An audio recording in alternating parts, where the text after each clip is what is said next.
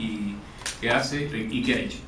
Don Alfredo Herrera Piqué también ha publicado en la Real Sociedad Económica un magnífico libro que todos ustedes conocen. Va a hacer la presentación del doctor Sabino. ¿Qué tal? ¿Te viniste a cenar? Muchas gracias, buenas noches. Sí, voy a tener el honor de presentar al profesor Sabir Ahmed Guzmán, como bien se ha dicho, decano de la Facultad de Humanidades de la Universidad de Agadir y catedrático del Departamento de Lenguas Hispánicas. Aparte de esto, también director del Festival Internacional de Teatro Universitario de Agadir, y director de una revista, Dirasat, una revista multilingüe también de las facultades de dicho centro docente. Entre los libros publicados figura un volumen sobre las Canarias europeas, pre-europeas y el norte de África, con sus paralelismos lingüísticos y culturales, y un libro también titulado Abuelo de pájaro, sobre Marruecos, así como también una historia de Santa Cruz, de Agadir, y un diccionario español amazigh y amazigh español. Tienen una serie interesante de artículos de lingüística, especialmente sobre hispanismo en el Magreb, de toponimia, que es tema de su posición de esta noche, y también historia y antropología, aspectos de la ocupación portuguesa de Agadir en el siglo XVI, hostilidades y coexistencia, y finalmente, estoy escogiendo entre su densa bibliografía, un trabajo titulado A propósito del desciframiento de la lengua aborigen canaria. Y por supuesto, algunas publicaciones sobre su ciudad natal, entre ellas Agadir, antes de los años 60. Bien, el tema que nos ocupa esta noche, tan interesante para nosotros, tiene una larga tradición bibliográfica, extensísima, desde los tiempos en que en el mapa de Ptolomeo aparecía el Promontorium Hesperis, el Promontorium Canari, lo que nosotros creo que conocemos como Cabo Bojador, en este lado del mar, y que también se remonta pues, a las clásicas referencias del viaje de Juba II de Mauritania, relacionadas por Plinio en el siglo II de nuestra era, cuando hablaba de la isla de Gran Canaria con el nombre de Canaria, ya, que describía como una isla llena de bosques de pinos y de palmeras. El nombre de Canaria que aparece ya también en una relación que hace Plinio de la expedición del general romano Suetonio Paulinus en el año 46 de nuestra era, para someter a una tribu del Magreb, del sur de Marruecos, que se conocía con el nombre de Canarias. Y Canarias es una expresión que ha llegado hasta nuestros días y que dio el nombre ya antiguo a las Islas Canarias, anteriormente conocidas en la relación de Plinio como las Islas Afortunadas.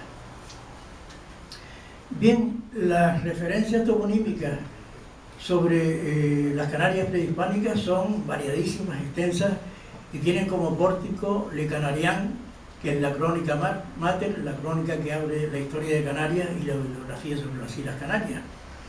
Pero siguen luego las crónicas del reinado de los reyes católicos, entre ellas la de Bernalde, que hace una relación, un inventario muy completo de la toponimia de la Gran Canaria prehispánica, y prácticamente con los términos que hoy ocupan y que hoy definen las comarcas insulares, desde Terora, Guineguín, etcétera, Arucas, Areucas, estos nombres que luego con esa raíz prehispánica utilizamos nosotros en nuestros días.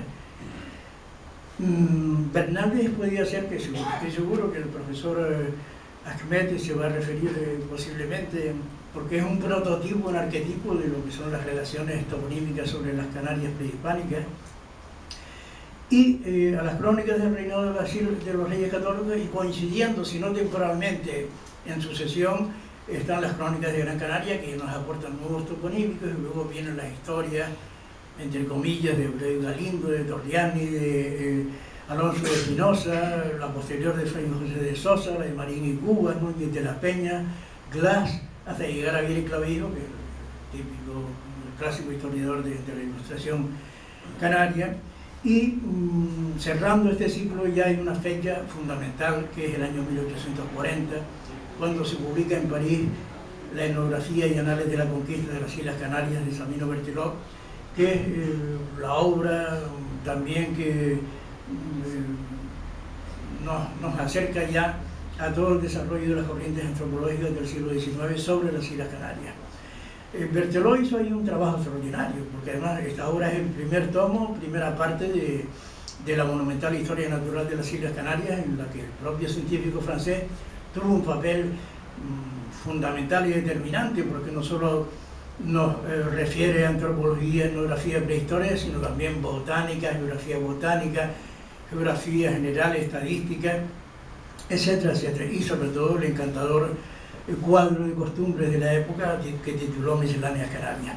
Pues bien, en esta obra de etnografía, pórtico de la antropología prehistórica y de la etnografía prehistórica de Canarias, Berthelot ya establecía tres postulados que han sido como tópicos ya después en el desarrollo de la antropología prehistórica, sobre todo en el XIX. Por un lado, había una variedad de razas o de grupos étnicos, en las Canarias prehispánicas. Refiere la procedencia, no solamente lingüística, sino con otros elementos etnográficos de estos grupos étnicos del noroeste africano, y luego habla también de la pervivencia de los grupos étnicos canarios antiguos en las poblaciones modernas. Bien, esta 1840, fecha fundamental. 1868, estamos ya con otra fecha determinante, el descubrimiento de los restos de Cro-Magnon en Francia, que abren igualmente pues el desarrollo de toda la antropología física y biológica francesa, de Broca, Ami, Quatrefages, etc., a partir de la segunda mitad del último tercio del siglo XIX, y que generan la llegada, con la encomienda de una misión científica, a un joven antropólogo francés que era René Vergnaud, figura, hijo predilecto de las Faunas de Gran Canaria en 1926, que ya establece un método científico y empírico para el estudio de los restos de la antigua población prehispánica, y que también, siguiendo los postulados de Berthelot, observó que había un mestizaje y unos grupos étnicos diferentes, que para sintetizar, él hablaba del cromañoide, mediterranoide, y un tercer grupo étnico brasileño que localizaba especialmente en la isla de La Gomera. Fecha, añadimos a la de 1868, 1887. ¿Por qué? Porque ese año se publica también en París el informe sobre una misión científica en las Islas Canarias de Vergnaud, que es la pieza clave para entender la antropología prehispánica de Canarias en los términos modernos. Y luego ya siguen estudios muy elaborados de Hutton, de Falkenburger, hasta llegar a la obra de Videsky en 1963, cuando ya la antropología física había quedado como porque estaba contaminada de planteamientos de darwinismo social a partir de la publicación del origen de las especies y de Haeckel y de la sociedad fabiana, etcétera, etcétera, y la antropología física ya quedaba como un elemento, como un instrumental científico, un arcaico que había perdido su uso, ¿no? Bueno, esto lo estoy hablando, yo no soy el conferenciante, pero sí como un pórtico para establecer la conexión con lo que iba a ser la exposición del profesor Xavier Ambet. Y en fin, hay otra fecha fundamental, y con esto termino, que es el año 1965, cuando se publica en Graz, en Austria, el monumento de la lengua canaria prehispánica de Dominique Belfeld, que es un compendio, yo no digo exhaustivo, con afán de exhaustividad, muy completo del material bibliográfico y del material lingüístico que hay sobre las Islas Canarias y que ha ayudado hasta nuestros días. Belfield hizo ahí una obra extraordinaria que, bueno, es un instrumento imprescindible para cualquier estudio que se haga sobre la materia. Y en fin, sí recordar que esta exposición, este acto y esta conferencia se hacen en el marco de las actividades que ha iniciado el Observatorio Canarias África y de la atractiva y encantadora exposición Puerta Bereberes, que el doctor, el médico jefe del Servicio de Alergología del Hospital Insular, doctor Anselmo Sánchez Palacio, que es excelente artista de la Escuela de Luján Pérez, ha inaugurado el lunes esta exposición Puerta Bereberes, bienvenida, puertas lejanas del color de la vida y de la esperanza. Les daremos la blanca pared, la casa hospitalaria y la mano cálida que abre el pórtico luz de la alborada. Yo aquí acabo estas breves palabras, devuelvo la comunicación al director de la Real Sociedad Económica para que a su vez inicie el acto de esta noche. Así que muchas gracias.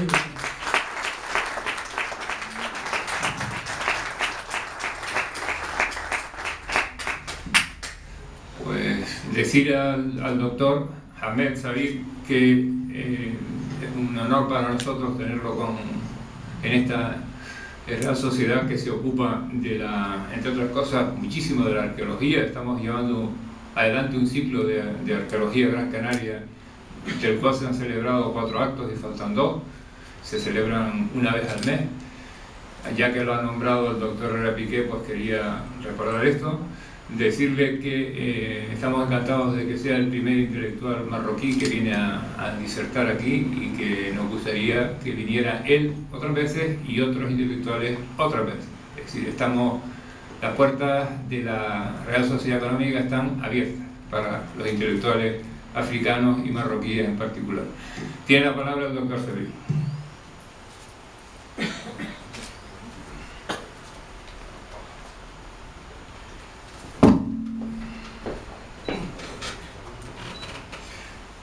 Buenas noches, para no decir buenas tardes. Ilustrísimo señor director, presidente de la Real Sociedad de Amigos del país. Ilustrísimo amigo y profesor doctor Alfredo Herrera Piqué. Estimados colegas y amigos, entre otros, destaco al profesor Rafael Esparza Machín, aquí presente, que es quien lanzó, lo repito y no me canso de repetirlo, el primer puente entre la Universidad Canaria de Las Palmas concretamente y la Universidad de Agadir. Este puente que funciona perfectamente hoy.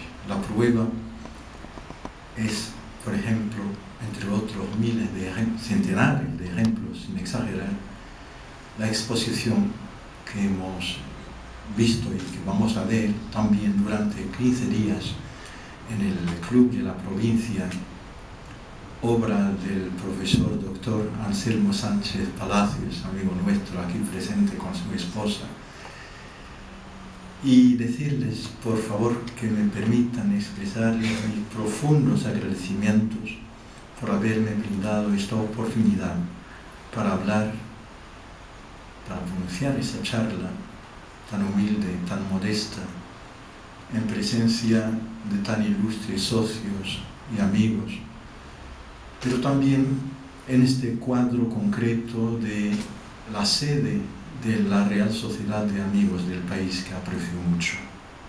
Gracias.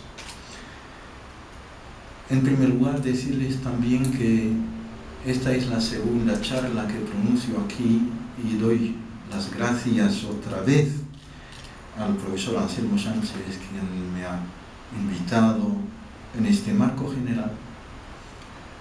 La primera ha sido ayer, referente a los paralelismos lingüísticos y culturales de forma general entre las Islas Canarias prehispánicas y el norte de África, con el ejemplo concreto de Marruecos, y dentro de Marruecos la región Sus Massadra. Hoy voy a hablar de algo más puntual, que es la toponimia. Agradezco mucho al profesor Herrera Piqué el haberme ahorrado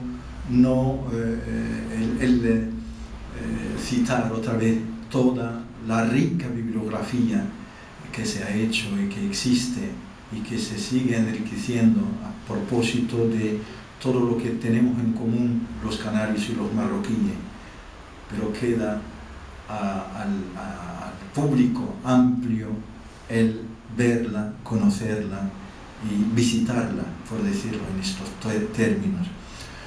Porque quedo convencido, permítanme decirlo, que aunque estamos muy cerca, una horita de avión entre Agadir, por ejemplo, y Las Palmas, no nos conocemos lo suficiente. Si bien compartimos tantas cosas, digo cosas con C mayúscula, refiriéndome al patrimonio cultural, tanto material como simbólico, pero también huellas de la lengua amazigh que siguen vivas, no solo en los archivos y en los libros, pero también en la lengua cotidiana de los canarios, huellas de la lengua aborigen canaria amazigh, y sobre todo en la toponimia local, grabada indeliblemente en la geografía de Canarias. Es una ocasión también para decirles que tenemos convenios firmados entre la Universidad de Las Palmas, pero también de La Laguna, con la Universidad de Agadir, y que hace menos de 4 años hemos vivido una experiencia única, que es la puesta en marcha de un máster conjunto Universidad de Agadir, Universidad de Las Palmas, gracias a 2 personas que vale la pena que yo cite sus nombres aquí, porque como decimos, lo digo en francés, il faut rendre à César ce qui est à César, devolver a César lo que es de César.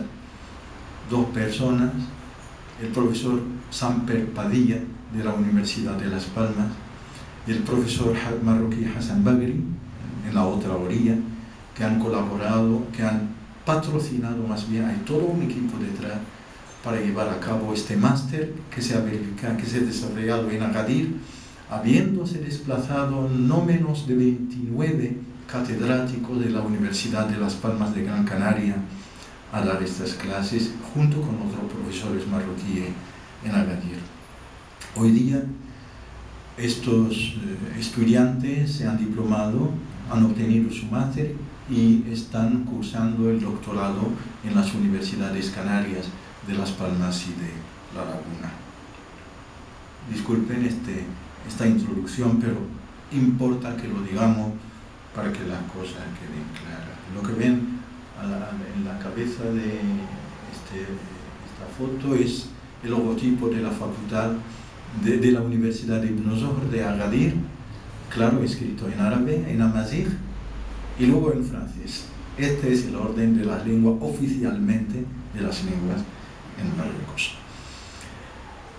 Toponimia canaria y toponimia marroquí. Empiezo por dar unas cosas que pueden parecer perogrulladas a propósito de la toponimia, sobre todo para los conocedores de la materia, me refiero a los ilustres profesores aquí presentes. La toponimia, cuando hablamos de toponimia como nombres de lugar, tenemos que distinguir la macrotoponimia, que se refiere a nombres que cubren espacios grandes, y microtoponimia, que se refiere a veces a un mismo río, a un riachuelo o tal vez a un pueblecito, si no es a un barrio, sino a una calle. La toponimia nos sitúa en el espacio. Esta es la relación una de las relaciones entre el hombre y la toponimia de una manera universal. Nos sitúa en el espacio. Sin toponimia no podemos situarnos en el espacio. La toponimia nos dice cómo el espacio ha sido visto por la persona o por el grupo que nombró o que bautizó el lugar de tal forma y no de otra. Porque Canarias se llaman Canarias, porque Telde se llama Telde, porque Argana se llama Argana y tal. La toponimia dice también como el espacio ha sido sentido, porque a veces el topónimo conlleva el sentimiento de la persona que lo ha nombrado, que lo ha bautizado. También decir que la toponimia forma lo que llamo un doblete, un paralelo, un doblete con el factor tiempo. La prueba es tan evidente que cuando nos citamos con un amigo, con un pariente, con cualquiera, nos hacemos dos preguntas. Una relativa al espacio donde nos encontramos, segunda, ¿cuándo? El tiempo. Entonces, tiempo y lugar son dos caras de la misma moneda, porque al fin y al cabo, este lugar que ha sido denominado, bautizado, Canarias, Telde, Argana, por no decir sino estos ejemplos, miles de ejemplos, sin duda ha sido un lugar que se han fijado dos personas para encontrarse, o donde se encontraron, o donde ha habido algún accidente, alguna pelea, alguna guerra, o cosas por el estilo.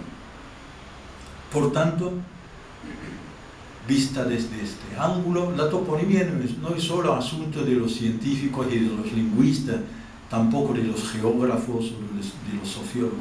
Es un asunto de todos, puesto que practicamos la toponimia a diario, sin saberlo tal vez, pero la practicamos, la usamos. Usando el topónimo, practicamos la toponimia, como lo han expresado nuestros tatarabuelos que han bautizado tal lugar. Ahora, la cuestión del paralelismo toponímico, porque lo que pretendo demostrar en esta modesta charla es la similitud que he llamado el paralelismo, que hubiera podido llamar también parentesco entre un topónimo canario, entre las 7 islas, y un topónimo continental de una forma general, de Marruecos en especial y de la región Sus Masadra en particular, porque tampoco, cuando queremos ser precisos, no podemos abarcar un espacio muy grande. Tenemos que enfocar, esto es un punto de vista que es discutible, desde luego, enfocar un espacio determinado para ilustrar y no para demostrar. El paralelismo toponímico existe en la medida, entre Marruecos y Canarias, en la medida en que tenemos un factor geográfico constante, que es el de la proximidad, por no decir directamente la vecindad. He dicho que estamos solo a 1 hora de vuelo del continente. Esta proximidad geográfica va apoyada por factores, y no solo en singular, factores históricos. Ha habido contactos históricos entre Canarias y el continente, por no decir también en el sentido inverso, entre el continente y Canarias. Y en varios tiempos ha sido recíproco este contacto. Y luego está el factor geográfico histórico en sí, en el que se combina la historia y la geografía al propio tiempo, como lo voy a demostrar ahora mismo. Esto nos muestra directamente lo que acabo de decir a propósito del factor geográfico, lo de la proximidad, de la vecindad y de la similitud geográfica, orográfica, climática, etc. Todo esto son factores que propician justamente el paralelismo a nivel de la denominación de los lugares, o sea, de la toponimia. Hay un factor histórico importantísimo que ilustra este mapa que aparece en el Atlas Interinsular de Canarias, en el que se ve con la raya con puntilla que los romanos descubrían las Canarias hacia el siglo III a.C. Bueno, esta fecha es más o menos precisa y muchas veces discutible.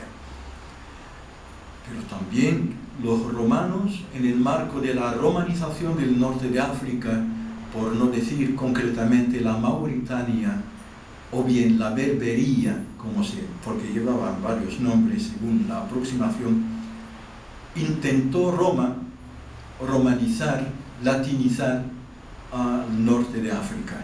La flecha, esta flecha grande que aparece en negro, muestra justamente un hecho histórico importante en el que esta romanización dio lugar a problemas, digamos, de guerra, de oposición, de resistencia. El profesor Herrera Piqué ha citado a Suetonis Paulino, que hablaba justamente de este asunto, y que los bereberes, porque en su momento, en el siglo I a.C., que es la fecha de esta romanización, entre el siglo I a.C. y el siglo I de Cristo, los romanos intentaron, desde luego, como he dicho, romanizar el norte de África, Mauritania o Berbería, pero hubo resistencia. Esta resistencia dio lugar a que poblaciones enteras, no sabemos exactamente qué número eran, han sido desplazadas del continente hacia las Islas Canarias, supuestamente deshabitadas o inhabitadas en su momento. Esto quiere decir que desde el siglo I a.C. hasta el siglo XVI de Jesucristo, las Islas Canarias eran de lengua amazigh, practicada a diario. Son 16 siglos. Comparar, por ejemplo, con la ocupación islámica en Al-Ándalus, que duró solamente, todo es relativo, 8 siglos, o sea, la mitad. La lengua amazigh, claro, no puede ir sola, fue con la cultura, porque es el recipiente de la cultura. Por tanto, la lengua y la cultura amazigh ha sido la lengua y la cultura, originariamente continental, ha sido la lengua y la cultura de los isleños desde el siglo I hasta el siglo XVI. Particularmente podemos fecharla en 1492, cuando fueron despedidos, entre comillas, los musulmanes de Al-Ándalus y descubiertas las islas por Cristóbal Colón, antes de marcharse él a América. Bien, aporto esta citación. El profesor Herrera Piqué ha mencionado, entre otras referencias, una referencia no muy temprana, puesto que data solo del siglo XVI, o XVII, que es Abreu Galindo, el fray Abreu Galindo, que dice, lo leo: y en Cabo de Alguer está en Sus Masadra. En Cabo de Alguer están unas huertas que llaman las huertas de Telde, no muchas leguas distante de la ciudad de Tegaste. Son dos lugares, dos ciudades. Esta ciudad de Tegaste, continental, está 3 leguas del mar y cercana a Fuerteventura. Miren ustedes cómo nos traslada del continente como abuelo de pájaro hacia las Islas Canarias. Próximo a Fuerteventura, cercana a Fuerteventura, junto al monte Atlas, en las faldas por donde descienden muchos ríos, arroyos. Esto es un poco importante, de manera que, esto es lo más importante, de manera que en los nombres propios parece conformar, y en muchos vocablos apelativos también, o sea, en nombres propios, nombre propio del lugar, pero también antropónimos, pero nos importan los nombres propios del lugar, topónimos, pero también vocablos apelativos, parece conformar los de estas islas con los africanos. Este testimonio de fray Abreu Galindo es importantísimo en nuestra perspectiva. A propósito de algunos nombres apelativos, puesto que habla de nombres apelativos, no me voy a detener en estos nombres apelativos, pero importa saber, antes de llegar a los topónimos, que muchos topónimos han sido inicialmente nombres apelativos, nombres comunes. Así, en la columna 1, va el apelativo Amazigh, al menos según la forma con que es pronunciado actualmente en Tashahid, que es una variante del Amazigh. En la segunda, el apelativo aborigen canario, que es su paralelo, y en la tercera, su significado. No nos vamos a detener mucho en esto, vamos a ver dos ejemplos, los dos primeros. Agad, en Amazigh, dio lugar en la lengua, tiene como paralelo, no dio lugar, tiene como paralelo en la lengua aborigen canaria ajá, y variantes hasta ajaches y otras que significan nada más en los dos casos como apelativo, significan cabra. Y saben ustedes el papel de la cabra en esta cultura, tanto continental como en la lengua aborigen canaria. La segunda palabra tiene mucho que ver con la cabra, puesto que se trata de algo con que designamos el suero de la leche, que decimos en Amazigh ao, y esta palabra aparece documentada bajo forma de ajo. Y ayer me sorprendió una persona que durante el coloquio me informó, y el profesor Rafael Esparza a lo mejor puede confirmar esto también, que antiguamente para dar de mamar la leche a los niños les decían ajo, ajo, ajo. Y esto lo sé yo por primera vez, me enteré solo ayer, es muy nuevo para mí, por lo que tengo que apuntar. Esto quiere decir que a nivel de los topónimos, de los nombres apelativos y los demás, Tagoro, Uche, Tagoro que significa el Tagorore, Agoror, Tirorte, que son todas variantes que significa el lugar de reunión o el lugar de práctica religiosa. Uche, que tiene como variante Ude, Udi, que es en Amazigh Ude, Udi, que es la manteca hervida, y lo demás. No nos paramos mucho en estos ejemplos, vamos a detenernos más en los topónimos que nos interesan directamente, pero esto es una plataforma importante porque, como he dicho y lo repito, por favor, muchos topónimos tienen su étimo en nombres apelativos ordinarios, no necesariamente en esto, como lo vamos a ver a continuación. Una observación importante a mi modo de ver: hablamos de los topónimos, pero ¿qué proporción representan estos topónimos en el conjunto del legado lingüístico aborigen canario?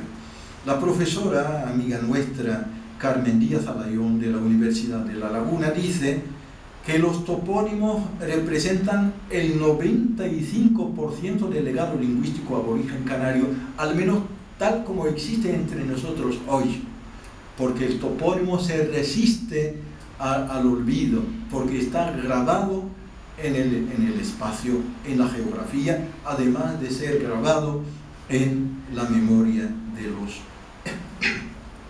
habitantes. Esto aparece en su artículo Notas lingüísticas sobre la palma prehispánica.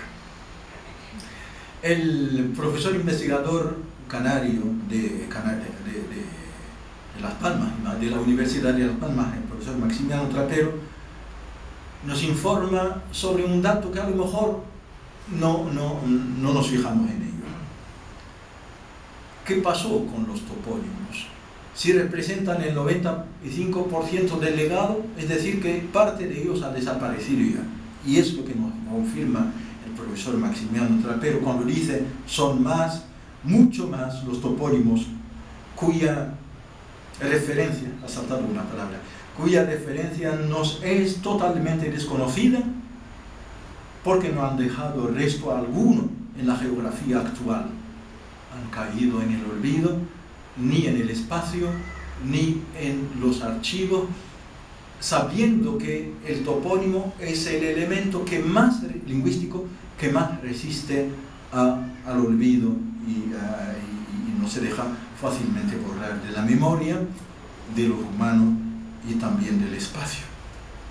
Son dos observaciones, a mi modo de ver, importantes, porque lo que queda y cuyos ejemplos vamos a ver, y no pretendo de ninguna manera citar todos los topónimos que tenemos, el 95 es imposible, pero porque no es mi objetivo, no se trata de demostrar que existe un paralelismo, pero solo ilustrar es diferente, ilustrar estos paralelismos o este parentesco, como lo llamo frecuentemente.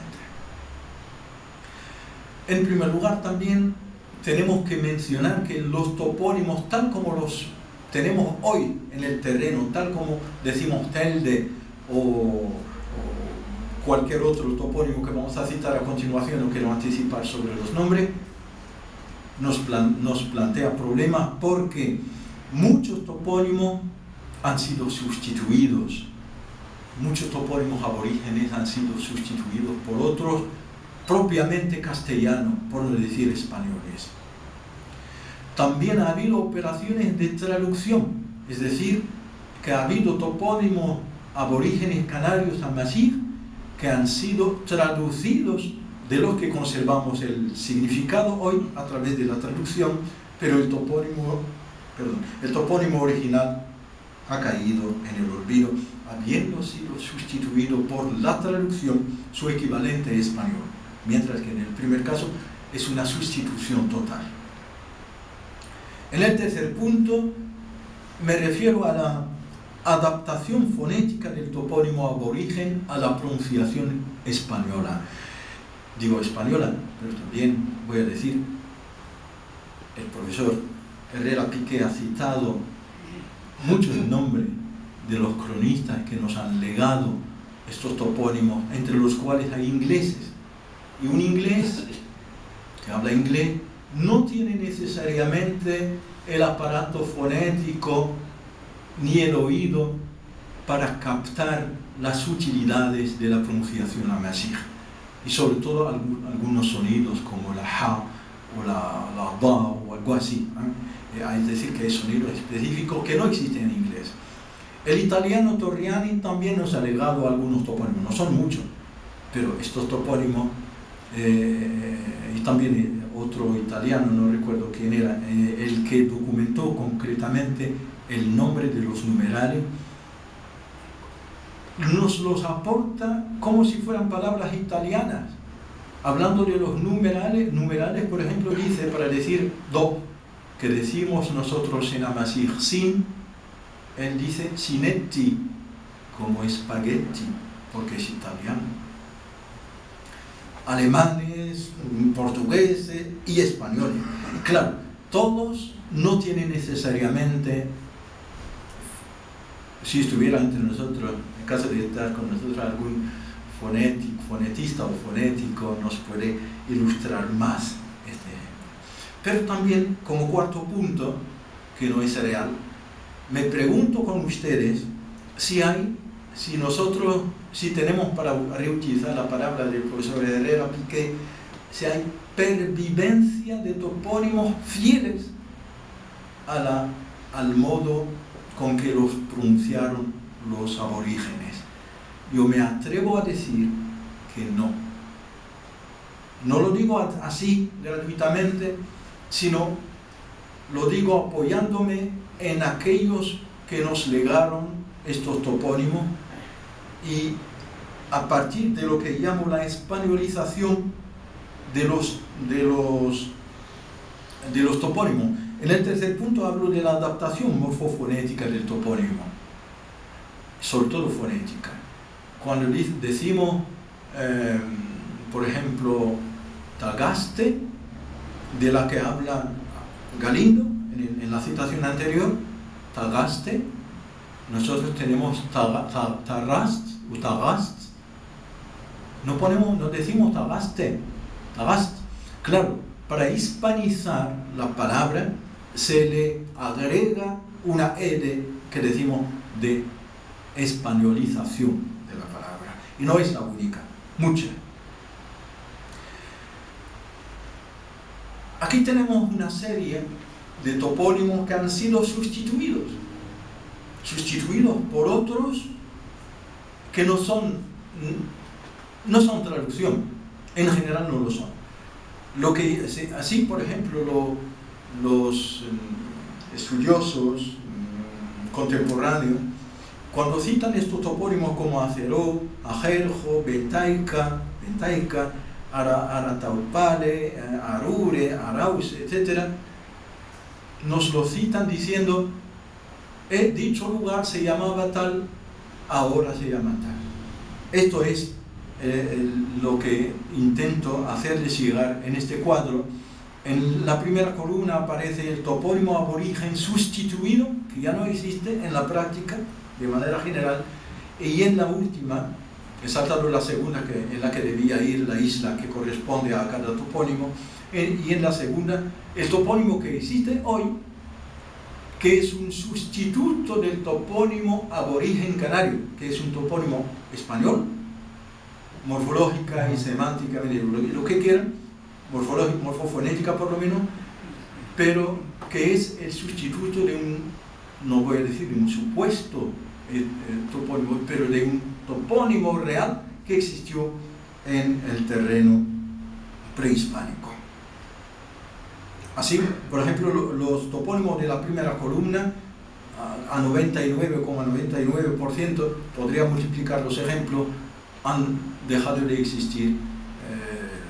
Los hay que dejaron de existir justo después del siglo XVI, pero también otros posteriormente.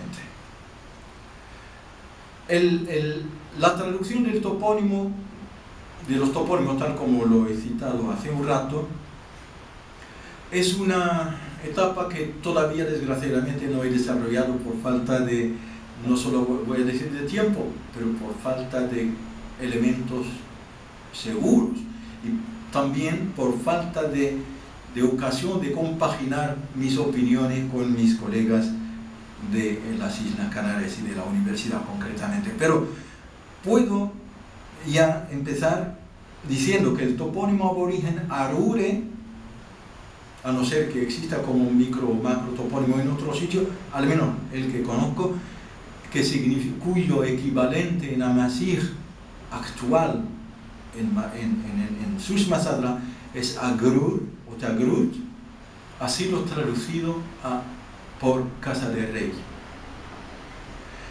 Umyaya, un topónimo antiguo, en el que reconozco como amazigófono la raíz del calificativo blanco, ha sido traducido por riscos blancos. Hubiéramos podido, en caso de tener la oportunidad de hacerlo, multiplicar los ejemplos, pero es una cantidad, un porcentaje mucho menos importante que los demás. Ahora, la españolización del topónimo aborigen ofrece también otros aspectos. En la toponimia aborigen vigente en Canarias hoy, se omiten o se sustituyen los sonidos desconocidos, no vigentes en español normal. He citado el ejemplo de la ja, por ejemplo. También de la z, que existe en francés pero no existe en español. Aquí he citado el ejemplo de acero, que es un topónimo ya olvidado, que tiene como equivalente o paralelo en Marruecos, en distintos puntos de Marruecos y en la región de Susmasadra en particular, azru, que significa etimológicamente piedra, pero al fin y al cabo significa fortaleza edificada con piedra. Importa decir, a propósito de la transcripción y audición del topónimo por parte de aquellos que nos lo documentaron en su tiempo, que fuese en el siglo XIV, XV, XVI, que estos señores, a quienes tenemos que agradecer por habernos guardado este patrimonio cultural, han hecho lo que han podido, nos han transcrito lo que creen haber oído.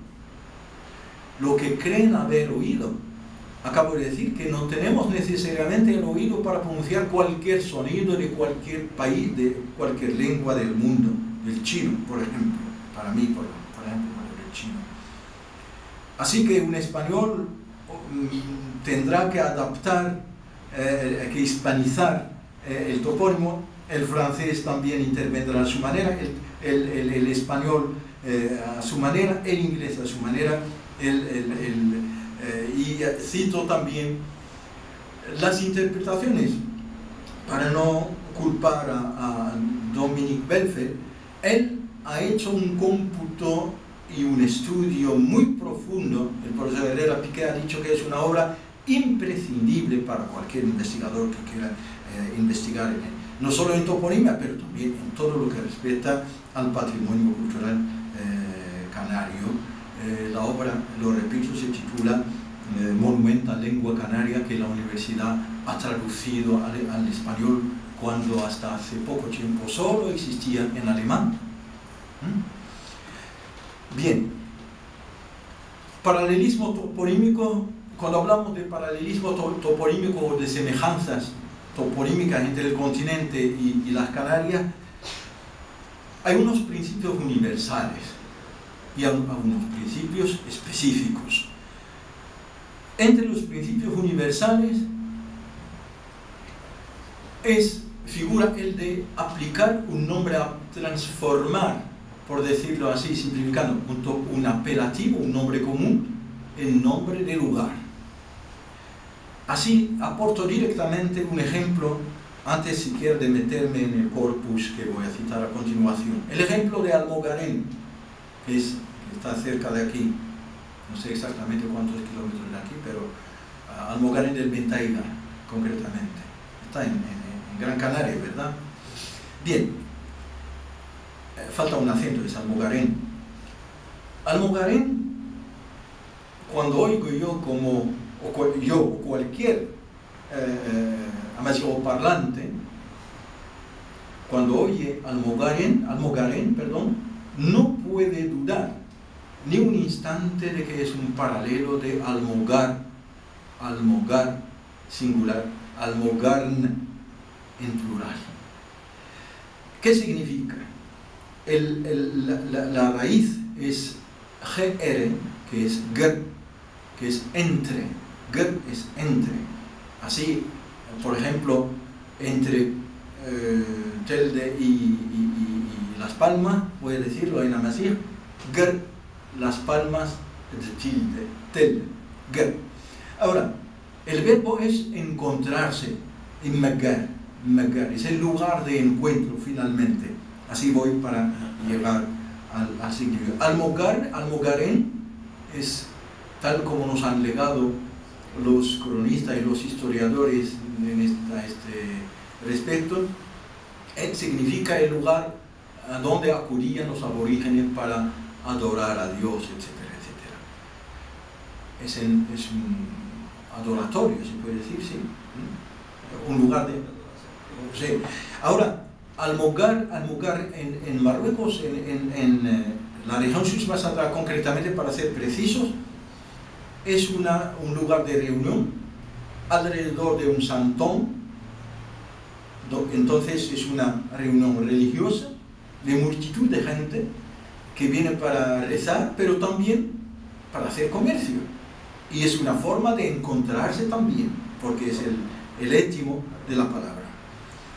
También entre los principios figura el bautizar un lugar que semeja o recuerda otro lugar. Esto es lo que pasó teóricamente, pero también en la práctica se verifica, a los canarios deportados por los romanos a Canarias. Claro, cuando los deportaron, venían con su lengua y con su cultura, y entre los elementos de su cultura forma parte el topónimo. Y normalísimo sería que el residir o el vivir en un lugar que se parece a otro que hubieran dejado atrás, le dieran el nombre de aquel pueblo. Y esto sucede universalmente y no solo para este caso. Una tercera observación, también como medio universal, medio específica del la toponimia canaria, es que entre los topónimos canarios damos a veces con nombres compuestos, parte amazigh, parte castellana española. Un ejemplo sería los llanos de Aridane. Los llanos, se entiende, Aridane, hasta hoy día no hay quien lo explique. De momento, hay hipótesis, muchas. Yo tengo también una, porque tenemos una ciudad que se llama Tarudán. Aridane significaría el llano, pero no es tan seguro como otros topónimos tan claros, porque parten de un apelativo muy claro que nos ayuda a descifrar el topónimo. Aquí va una plataforma de topónimos, son prototipos. He dicho que no puedo citar todos los topónimos, pero he elegido los más evidentes, los más claros. En la primera columna pongo el apelativo, en la segunda el topónimo aborigen canario, en la tercera el significado en amazigh, el significado en español, en realidad, en español, no en amazigh. Y luego la isla que le corresponde, imagino que me he equivocado de isla, porque a veces hay topónimos que aparecen en varias islas al propio tiempo. Tilde, por ejemplo, como apelativo en amazigh, existe como apelativo, que significa fortaleza, pero existe también como topónimo, sobre todo denominando un pueblo muy famoso hasta el siglo XVI. Hoy día totalmente abandonado, solo quedan unas huertas, y curiosamente Galindo nos habla de las huertas de Telde. El segundo ejemplo es una hipótesis. Y Merced es el higo salvaje. El higo, ¿qué digo yo? No de higo macho, no, higo salvaje, perdón. Higo salvaje. Y Merced es singular en la lengua cotidiana para designar un higo salvaje. Ahora, existe el femenino que es Timerced, que es al propio tiempo diminutivo. Pero existe un topónimo en la región Sus-Massacrá también, y no exclusivamente en Sus-Massacrá, que se denomina Timerced. Vean ustedes cómo ponemos, cómo se debe, cómo se pronuncia, como es el caso en Canarias hoy, Tamaraceite. Hubiéramos podido detenernos diciendo Timerced, y sería el equivalente hasta en la forma de Timerced para significar etimológicamente el higo macho, el higo salvaje, pero ahora es topónimo tanto en el continente como en la región Sus-Massacrá. Almugar, para pronunciarlo a lo amazigh, Almugar, es el lugar de encuentro.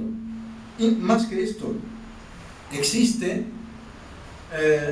cuando hay una boda, solemos decir Almucar y no Almugar.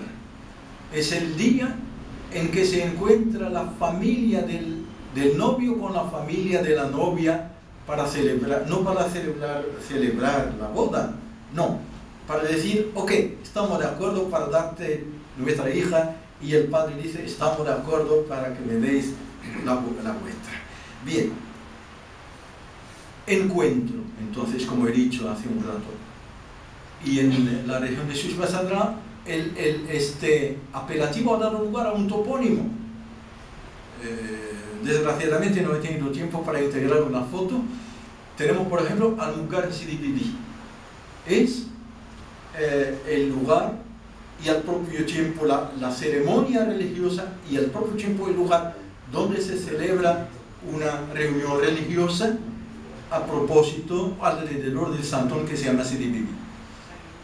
Notar, por favor, que Almogarén es, lo repito, es forma plural visto desde el amazigh, porque el singular es Almogar.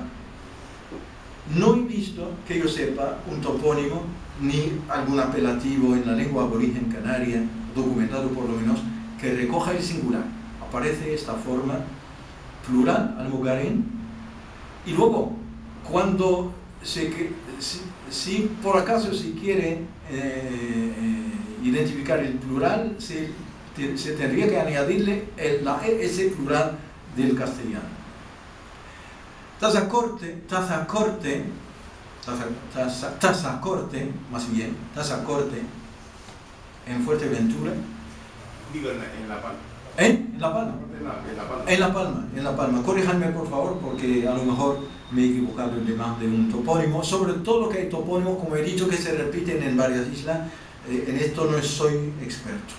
Tengo que desplazarme al terreno para comprobarlo. Tazagurt es, en la columna de la Masir, es una montaña. No es cualquier montaña, es una montaña del Dra, de la región del Dra, que ha dado su nombre a la ciudad, que hoy lleva un nombre arabizado, Zagura, que es el topónimo arabizado, al tiempo que el topónimo original, Amasir, es Tazagurt, nombre que sigue fijado como topónimo en la montaña que domina la propia ciudad de Zagora. Pero también existe un apelativo, existe un significado que es esa arcilla, esa arcilla que se utiliza para colmar las hendiduras, se dice, en los techos de las tierras, de las casas hechas de adobe. Bien. No quisiera molestarles con tantos ejemplos, pero mi objetivo es decirles que si hay topónimos que han sido, no voy a decir copiados, trasladados, como se ha trasladado la propia lengua, como se ha trasladado el gofio, como se han trasladado varios rituales y ceremonias a Canarias, a las Canarias prehispánicas, se han trasladado también a través de la lengua varios topónimos como tales, pero otros han sido forjados a través de apelativos que recuerdan el significado de tal cosa. Yo paso. Digo esto, y estoy por terminar, que existen muchos topónimos que desgraciadamente, a los que desgraciadamente todavía no se ha encontrado una explicación. Existe toda una relación faltanacento de topónimos canarios de origen prehispánico, pero son de significado muy opaco, muy impenetrable, por decirlo así, tanto desde el punto de vista de la lengua española normal, como desde el punto de vista de la lengua Masir actual, una lengua que ha evolucionado, desde luego, que a lo mejor corresponden a apelativos o a apelativos seguramente que han desaparecido, incluso en la lengua madre de la Masir, que ha dado actualmente varios dialectos a nivel del continente y a nivel de las islas también, las islas prehispánicas, porque el bereber y el Amasir que se hablaba a nivel de las islas no era el mismo. La prueba, entre paréntesis, es que los peninsulares, cuando tenían que desplazarse de una isla a otra, muchas veces acudían a lenguas que son los traductores que les ayudaban a descifrar. Para concluir, porque es un tema muy amplio y no pretendo de ninguna manera agotar ni siquiera la cuarta parte de lo que se debería decir a este respecto, ilustrado porque lo ideal sería también un trabajo de terreno, y un trabajo de terreno trasladado aquí mediante fotos. La proyección de la foto de Tazagurt, por ejemplo, la montaña de Tazacorte, y del pueblo de Tazacorte. La foto de Telde actualmente, aquí, y la foto de Telde como es hoy en mi tierra. A título de anécdota, lo he dicho ayer, me atrevo a repetirlo, porque es tan interesante decirlo. La primera vez que yo conocí directamente en el terreno la ciudad de Telde, con un amigo canario, me sorprendió el nombre, porque claro, no puedo ser indiferente si bien tengo un paralelo en mi tierra, le he dicho a este señor, mira, tenemos también nuestro telde en el continente. El chillo me dice, vamos a hacer un hermanamiento. ¿Pero un hermanamiento con qué? Si la ciudad ha desaparecido, que solo queda como voy a decir, unas huertas, unas palmeras, pero el pueblo ha desaparecido totalmente cuando era una base militar de los saadíes que lucharon contra los portugueses en el siglo XVI, que los derrocaron de Agadir, que en su momento se llamaba Santa Cruz de Cabo de Guerra. Sí, la toponimia en general tiene que ser, porque tiene que ser multidisciplinar, pluridisciplinar. Error, a mi modo de ver, que pretendamos individualmente resolver la cuestión de la toponimia. Tiene que ser un trabajo de grupo de investigación multidisciplinario. Lingüistas, desde luego, geógrafos, importante, antropólogos, indispensables, etcétera, etcétera, sociólogos, etnólogos, etcétera, etcétera. Pero también, porque ahí está la historia, la lingüística, la antropología y otras más ciencias, la toponimia canaria, la investigación en la toponimia canaria tiene que llevarse a partir de una perspectiva multilingüe, por no decir por lo menos bilingüe. Lo mínimo sería bilingüe, amazigh español. Multilingüe porque hay un corpus elaborado por gente que no son ni españoles ni amazigh, que son portugueses, ingleses, alemanes, etcétera, etcétera. Gracias.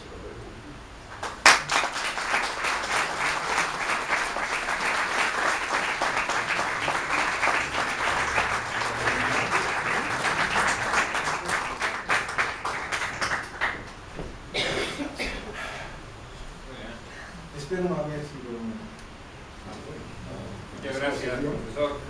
Supongo que habrá preguntas y ya veo una por ahí. Así de, adelante, por favor, una pregunta. Sí, me ha encantado porque yo tenía una palabra, es decir, que yo quería haber bautizado. Yo me crié en Galdar, no nací porque antes se nacía en casa de la abuela y por lo tanto nací en Las Palmas, pero mi familia vivía en Galdar. Y ahí me crié, y hay una montaña que le llamamos Almagro. La montaña de Almagro. Almagro.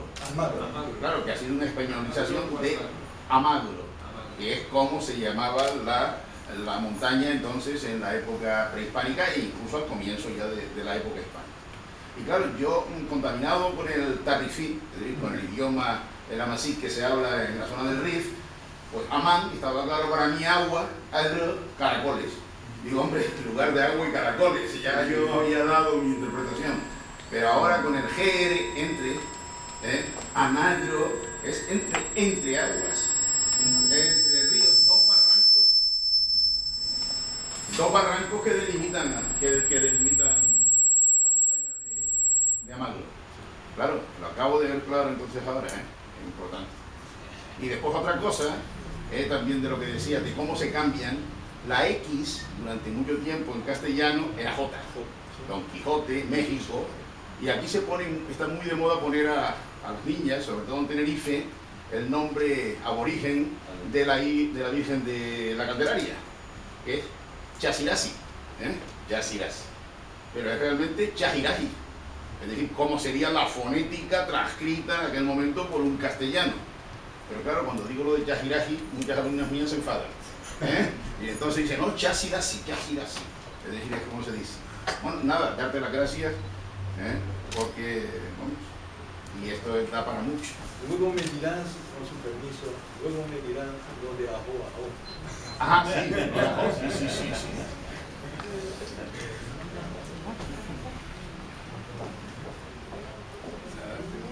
También Fulke, señor Xavier. Usando su frente, tengo entendido que también en Tenerife hay un lugar que se llama Agua Masa y podría venir de Amán Comenzar. Esta agua de lluvia porque es un terreno que tiene barro al fondo. Tiene un terreno, tiene barro al fondo exactamente, y se forma un depósito de agua, Amán en Ansar, por Aguamasa. Y que en el roque nublo, realmente, como aquí nunca está nublado, viene de Nuro, que tengo entendido que es una puerta al más allá. Eso, y muchas gracias por la conferencia.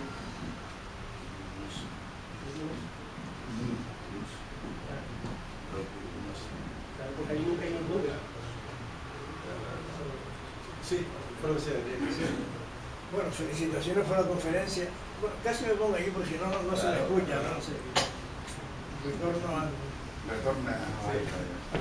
al Santo. Sí. Vamos a ver, porque claro, este tema, como dice el profesor Xavier Almec, es tan extenso, tan multidisciplinar que en una tertulia de este tipo difícilmente podemos dar una pincelada, ¿no? Sí creo que hay algunos toponímicos prehispánicos que usamos habitualmente, el caso de Ventaiga, ¿no? El caso de Umiaga se sigue usando, la montaña de Umiaga, y lo denominamos así, ¿no? Toponímico vigente, ¿no? La propia Galdar de Rafael, ¿no? Galdar, sí. Que estas están todas en la relación del cura de los palacios en el siglo XV, ¿no? Y hay otro tema, porque las correlaciones antropológicas y las toponímicas son las más claras de vinculación con el noroeste de África, ¿no? Hay un vocablo que, antes de entrar yo en este segundo tema, hay un vocablo que el profesor ha mencionado, que es tamaraceite. Bueno, yo siempre en el Sahara Central, tamanracet, siempre lo relacioné con tamaraceite, que en el prehispánico aparece como atamaraceite, y que nosotros, porque la raíz de ahí es tamara, tamara que es el fruto y la semilla de la palmera, y atamaraceite lo hemos relacionado con palmeral. Pero aquí en la transcripción del profesor Xavier aparecía con otro sentido, ¿no? Esto quisiera plantearlo también, ¿no? Porque es un tema, hay una vinculación de tamanraceit y atamaraceit, no pueden ser producto de una casualidad, aunque estén a 4.000 kilómetros de distancia, ¿no? Y luego ya el segundo aspecto que yo quisiera plantear, que es más de fondo, ¿no? Decía que las correlaciones antropológicas, es decir, de la antropología física, ¿no? De los cráneos del tipo Mechta-Falú, ¿no? que está en el norte de África prehispánico hacia el año 7000 a.C., es decir, o hace 7000 años, perdón. El aspecto Mechta-Falú, las correlaciones con los cromañoides canarios, con los dos tipos cromañoides mediterráneos, eso parece que hay una conexión, y eso fue lo que vino a estudiar Vernon en el siglo XIX, ¿no? Pero después están los aspectos culturales, y aquí nos encontramos con mucho más complejidad y muchos más problemas, ¿no? Ya Lionel Balut hablaba de que en las Canarias prehispánicas no había una costumbre generalizada en el norte de África, que era la evolución de los incisivos en la población femenina. Aquí no la hay. No la hay. Y Gabriel Camps también denotaba autocencia, que está más explicable. El buey era un elemento fundamental en el neolítico norteafricano. No lo hay en Canarias, pero claro, el desplazamiento del buey en aquellas embarcaciones, y esto nos plantea el problema de cómo llegaron del origen, que es muy difícil también de enfocar, que los bueyes pudieran desplazarse en aquellas embarcaciones tan frágiles, pues a lo mejor explica que no lo hubiera aquí. Pero yo le añado otras tres cuestiones que están en Canarias, en Gran Canaria especialmente: la momificación. La momificación es una costumbre ancestral fundamental en la etapa prehispánica de Canarias, en la población aborigen. Esta no aparece en el norte de África. La momificación, además, como decía Malinowski, es una costumbre excéntrica en la etnología universal. La tenemos en Egipto, en poblaciones preincaicas, incaicas precolombinas, en algunas poblaciones de Oceanía, pero es muy escasa, ¿no? Y las Canarias es uno de los puntos en los que hay momificación. La otra son las pintaderas que son exclusivas prácticamente de Gran Canaria, ¿no? Ni siquiera están en las otras islas, y algunas se han encontrado alguna rudimentaria por allá por Fuerteventura, pero no la hay en el norte de África prerromano. Y luego están los idolillos también de Gran Canaria, ídolos de Tara como elemento fundamental, que entroncan con los ídolos de centroeuropeos, incluso de la Europa ya de Rusia y del Próximo Oriente, y sobre todo de las islas Cicládicas. Este esquematismo que hay en algunos ídolos que podemos ver en el Museo Canario, que son verdaderamente esquemáticos y que son los ídolos cicládicos de hace 2000, vamos, del Mediterráneo Oriental, ¿no?, de hace milenios, ¿no? Estos son elementos, estos dos últimos elementos de la cultura mediterránea, porque las pintaderas provienen del Próximo Oriente, siguen un itinerario de Turquía, norte de Italia, apenas hay alguna referencia en el Levante español, las Islas Canarias y América precolombina, nada menos. O sea que están en un circuito que no ocupa el eje prerromano. Son, digo, que así como las correlaciones y los vínculos antropológicos están bastante claros en los toponímicos, evidentemente, y Abreu Galindo fue el primero que ya lo dijo el profesor Xavier Alquemet, lo resaltó. En cambio, hay otros ingredientes fundamentales de la cultura prehispánica de Canarias que no aparecen en el Magreb. Y ahí nos encontramos un asunto y otros que están en el Magreb y que no estuvieron aquí, ¿no? Digo que los problemas son muy complejos y por eso la visión multidisciplinar aquí nos lleva a nuevos enfoques, ¿no? Y estoy hablando de cosas que no son enfoques nuevos.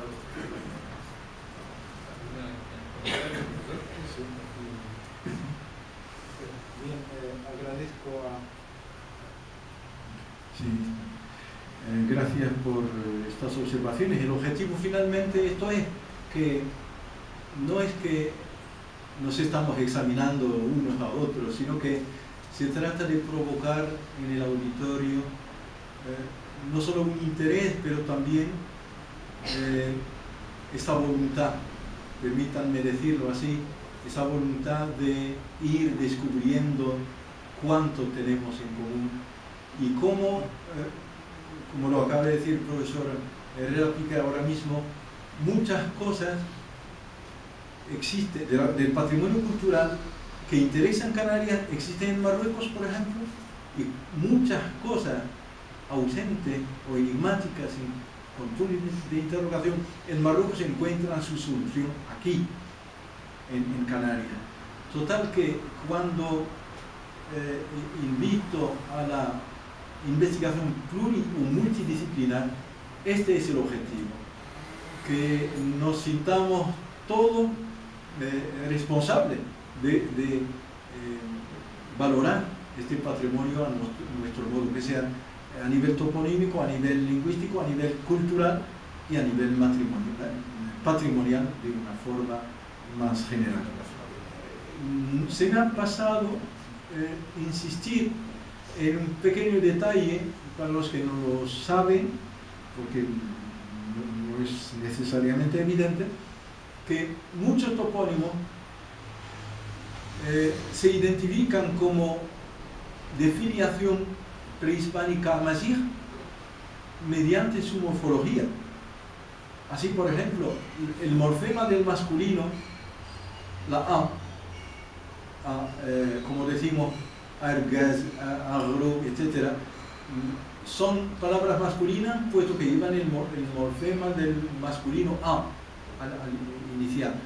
El femenino lleva una T al comienzo y al final, solo que la T final va siempre acompañada de una E. Nunca encontramos un topónimo de filiación prehispánica que empieza directamente en T y termina en T, sino que a esta última T se le añade una E, de tal forma que decimos, ejemplo, Tamara, y T es palabra femenina, seguramente, esto nadie lo puede dudar. Ahora el significado y todo lo demás queda por investigar. Vuelvo a invitar a grupos pluridisciplinarios, multidisciplinarios y conjuntos, seguramente binacionales o trinacionales, para ir en adelante con esta investigación. hay dos preguntas más, bueno, y alguna más que se acaba de sumar ahora. Sí, simplemente quería comentar que en este caso, al igual que Canarias, Egipto está en el norte de África, y aunque actualmente es un país que está simplemente arabizado, tiene una pequeña parte, que voy a así decirlo, de cultura amasí, y en teoría, en el pasado realmente era amasí, tratando de que no solamente se reduciría al Magreb más cercano, sino que además incluye territorios como Libia, lo que sería Egipto y demás, lo decía por en relación a la práctica de la momificación. Yo creo que se ha explicado simplemente, por si quería a lo mejor el profesor comentar algo al respecto, porque no sé si se construye todo mucho con Marruecos. Claro. Yo, con su permiso, yo he quitado de mi exposición un mapa que muestra justamente las áreas de la Amasí, no solo a nivel de África del norte de África del Magreb, sino también hasta Egipto, como dice, de Siwa, etc. Que tenga esto algo que ver con la momificación es otro asunto, porque la historia, así, la gente que se interesa por la cultura amasí dice, yo no he visto personalmente un documento que lo ponga por escrito, espero tenerlo algún día, algunos de estos días si es posible, que los amasíes tuvieron una guerra contra Faraón. Total que este contacto podría ser eventualmente una explicación de la momificación o alguna huella que nos guíe hacia este paralelismo antropológico entre la momificación a nivel de las islas y su no existencia a nivel, por lo menos actualmente a nivel de África del Norte, no hay huella que lo diga, pero sí en Egipto. Esto es lo que creo. Me gustaría contarle al profesor Salir que en relación a los topónimos, ahora mismo también hay determinadas personas en Canarias, como Pablo de Luca o Ignacio Reyes, ¿sí?, que se han dedicado a estudiar muchas palabras que nosotros seguimos usando en el lenguaje cotidiano, como chola, como apijero, como realidad sombrera, que parecía, no tiene, digamos, un paralelismo claro como gánico o como tegués con la toponimia, con la lengua amasí, pero que el estudio de esas palabras ha demostrado de que tienen una raíz amasí. Lo que pasa es que han sido españolizados, de la misma forma que nosotros decimos naife cuando en realidad viene del inglés knife. Hay un blog que se llama Isurán, las raíces, que tiene un vocabulario bastante amplio sobre esto, ¿no? Y también se ha descubierto, en referencia a los topónimos, determinados topónimos que parecen españoles, que parecen castellanos, pero que no lo son. Por ejemplo, el caso de Manteca, ¿no? La degollada de la manteca, la montaña de la manteca, el paso de la manteca, ¿no? Que parece ser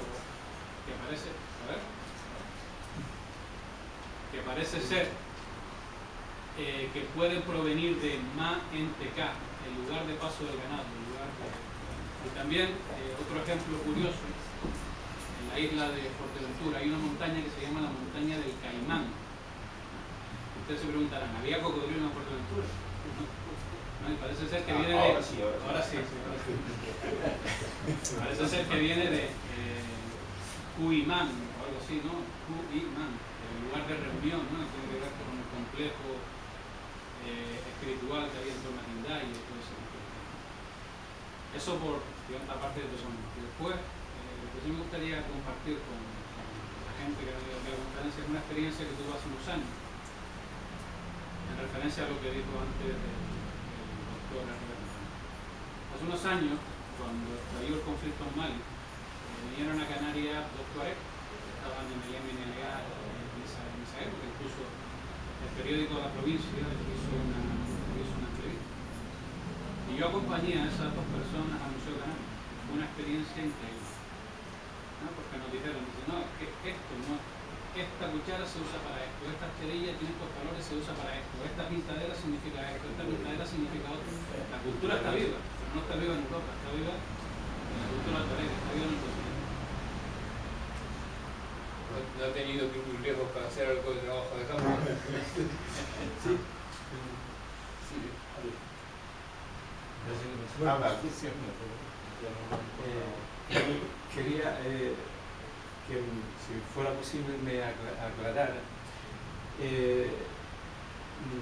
a propósito de esa adaptación fonomorfológica al castellano, que no solo se da en Canarias, sino también en